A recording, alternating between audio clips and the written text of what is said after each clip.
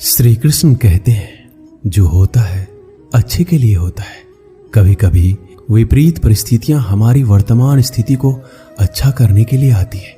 मन चंचल होता है, ये इधर उधर भागता है और किसी भी कार्य की एकाग्रता का दुश्मन है। लेकिन यदि यह व्यक्ति के वश में हो जाए तो इससे अच्छा कोई मित्र नहीं है। इसीलिए मन को एकाग्र करना जरूरी है और मन को एकाग्र करने के लिए बस थोड़े से प्रयास और अभ्यास की जरूरत होती है। भगवान कहते हैं, मेरे लिए ना कोई घृणित है, ना कोई मित्र, ना ही कोई प्रिय है, ना कोई निर्धन है, ना ही कोई धनी है। बस जो भक्ति भाव के साथ मुझे याद करते हैं, मैं उनका हूं और वो मेरे। श्री कृष्ण कहते हैं, वो किसी के भाग्य के निर्माता नहीं है। व्यक्ति खुद ही अपना भाग्य लिखता है। आप जैसा बीज बोएंगे, आप वैसा ही फसल काटेंगे। आप जैसा कर्म करेंगे, आपको वैसे ही परिणाम मिलेंगे। यदि विद्यार्थी मन लगाकर पढ़ाई करेंगे तो परीक्षा में सफल होंगे। इसीलिए हर व्यक्ति का भाग्य भी तभी बदलेगा जब वो अपना कर्म करेगा। भ्रम और संदेह से परे जब भगवान आपसे प्यार करते हैं तो आप हर चीज से प्यार करते हैं। श्री कृष्ण कहते हैं, कभी खेत में किसी किसान को खेती करते देखा है? वो उसे सींचता है, उसे जोतता है, पशु पक्षियों से खेत की फसल की रक्षा करता है। परंतु एक बात का वो सबसे विशेष ध्यान रखता है कि कहीं खेत में खरपतवार ना उग जाए, क्योंकि एक खरपतवार खेत की सारी फसल को नष्ट कर सकती है। ठीक उसी प्रकार यदि वंश की कोई संतान खोटी निकल जाती है तो वो समूचे वंश का सर्वनाश कर देती है। इसीलिए संतान के लालन पालन में विशेष ध्यान देना आवश्यक होता है, क्योंकि संतान वो फसल होती है जो वंश के आने वाले समय को महान बना सकती है या फिर वंश का पतन कर सकती है। श्री कृष्ण कहते हैं, व्यक्ति को सदैव बुराई से बचकर रहना चाहिए। अगर कोई बुरा कर्म करता है तो वो कर्म आपको अपने जीवन में ही भोगना पड़ता है। जिस प्रकार बछड़ा झुंड में भी अपनी मां को ढूंढ लेता है, वैसे ही कर्म का फल आपको हजारों की भीड़ में भी ढूंढ लेगा। ईश्वर कण कण में निवास करते हैं। छोटे से छोटे जीव के हृदय में ईश्वर का वास होता है। उस जीव को कष्ट का अनुभव होना ईश्वर को कष्ट का अनुभव कराता है। अर्थात किसी जीव को कष्ट देकर आप अपने ईश्वर को खुश कैसे देख सकते हैं? जो श्री कृष्ण का दास हो जाता है वो अपने आराध्य से ऐसे दिन ना दिखाने की कामना करता है। जब उसमें गुरूर आ जाए तो अपने कृष्ण का सेवक बनकर ही जीवन सफल बनाना चाहता है। जो व्यक्ति सदैव हंसता खेलता मुस्कुराता रहता हो, अगर वो अपने स्वभाव से भिन्न हो जाए, अर्थात चुप गुमसुम उदास रहने लगे, तो समझना उसके हृदय में एक दर्द है। उस दर्द ने उसे कमजोर बना दिया है। जिसमें व्यक्ति के पास संपूर्ण धन दौलत ऐश्वर्य वैभव सब है, मगर संतुष्टि नहीं है। उस धन दौलत का कोई अर्थ नहीं है, क्योंकि वो व्यक्ति सदैव असंतुष्टि की स्थिति में रहता है। जिसके पास संतुष्टि है वो थोड़े में भी संतुष्ट रहता है। जब आप कोई बुरा कार्य करते हो या अच्छा कार्य करते हो, आपको लगता है कोई देख नहीं रहा है, लेकिन आप ये क्यों भूल जाते हैं? आप जो भी कुछ कर रहे हैं, भगवान की दृष्टि सदैव आप पर बनी हुई है। इसलिए आप ये ना समझें कि आप अकेले हैं। भगवान सदैव आपके साथ होते हैं। कहते हैं, मन के हारे हार है और मन की जीते जीत। अर्थात जिस प्रकार सकारात्मक विचारों से सफलता मिलती है, उसी प्रकार नकारात्मक विचार असफलता के मार्ग की ओर अग्रसर करते हैं। क्योंकि जैसा हम सोचते हैं वैसा ही हम बन जाते हैं, और अपने विचारों के माध्यम से ही हमें नकारात्मक और सकारात्मक परिणाम मिलते हैं। इसीलिए अपनी सोच को हमेशा सकारात्मक रखिए। मनुष्य ही एक ऐसा प्राणी है जो कर्म करता है, इसलिए कर्म करना प्रत्येक व्यक्ति का धर्म भी है।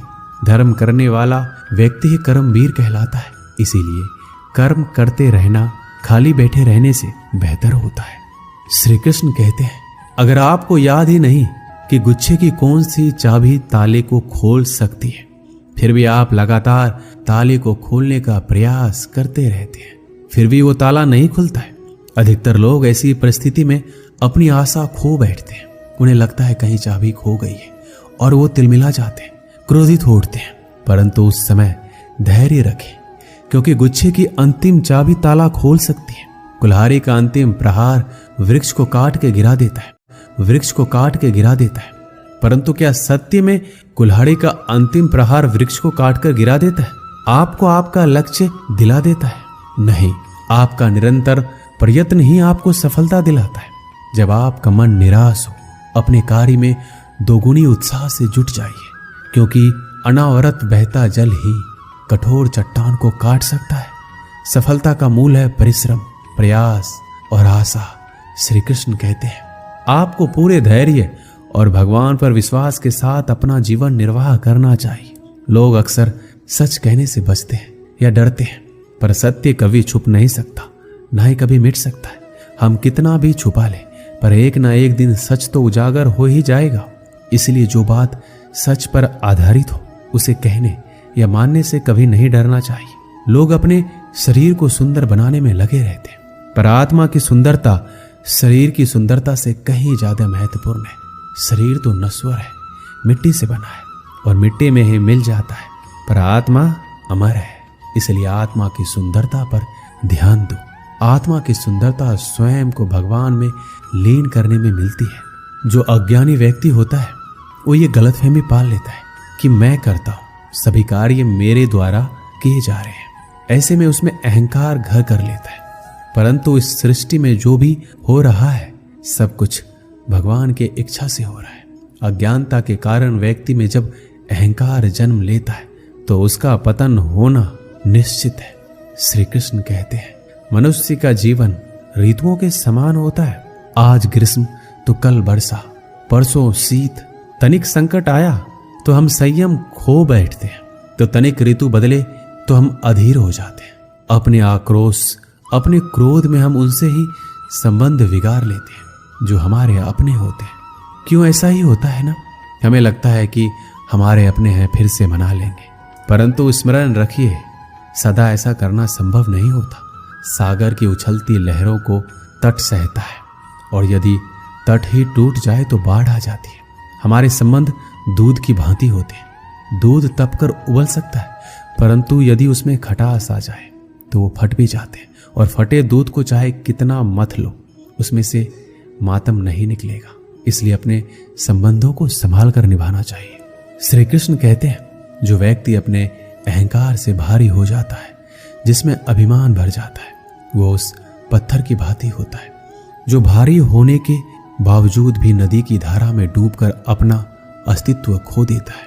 अगर किसी लक्ष्य, खुशियां, सफलता की प्राप्ति में लंबा समय लग रहा है, प्रतीक्षा की अवधि अधिक है, तो हो सकता है आपकी अपेक्षा से ज्यादा आपको मिलने वाला है।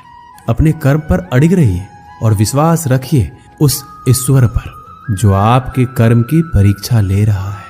जो लोग जीवन को भूत और अतीत के भरोसे छोड़ देते हैं, उन्हें श्री कृष्ण सावधान करते हैं। जीवन का अर्थ ना भूत है ना भविष्य, जीवन केवल और केवल वर्तमान है।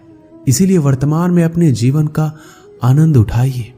श्री कृष्ण कहते हैं संगति या साथ, मित्र और साथी मनुष्य के व्यक्तित्व के लिए सबसे महत्वपूर्ण होते हैं। आप कहेंगे कैसे? मनुष्य अपने व्यक्तित्व के लिए उत्तरदायी होता है, परंतु मनुष्य संगति में ना चाहते हुए भी उसका व्यक्तित्व संगत की भांति हो जाता है। मान लीजिए एक पात्र में जल, दूसरे में दूध है और तीसरे में मलिन कीचड़ रखा हुआ है। यदि इस जल को दूध में मिला दें तो ये जल दूध बन जाता है, और यदि इसी जल को हम मलिन कीचड़ में मिला दें तो ये जल कीचड़ बन जाएगा। ऐसी कोई युक्ति नहीं कि जल बिना घुले मिले दूध या कीचड़ में अपना अस्तित्व बनाए रखे या उनसे अलग रहे। और ठीक ऐसा ही मनुष्य के जीवन में भी होता है। यदि एक गुणहीन व्यक्ति गुणवानों की संगत में बैठे तो उसे लोग क्या समझेंगे? गुणवान, सम्मान का पात्र समझा जाएगा। और यदि एक गुणवान व्यक्ति गुणहीनों की संगत में जा बैठे तो उसे भी तिरस्कार मिलता है। इसलिए अपने जीवन में सदैव संगति सोच समझकर सावधानी से चुनिएगा। श्री कृष्ण कहते हैं वो सब कुछ करो जो तुम्हें करना है, लेकिन लालच से नहीं, अहंकार से नहीं, वासना से नहीं, ईर्ष्या से नहीं, बल्कि प्रेम, करुणा और भक्ति के साथ। श्री कृष्ण कहते हैं नरक के 3 द्वार हैं, काम, क्रोध और लोभ। जो व्यक्ति कामी प्रवृत्ति का होता है, जिसके मन में लोभ होता है और जो अत्यधिक क्रोधी स्वभाव का होता है, उसके लिए नरक के द्वार सदैव खुले होते हैं। अर्थात ऐसे व्यक्ति को तो सिर्फ नरक में ही जगह मिलती है।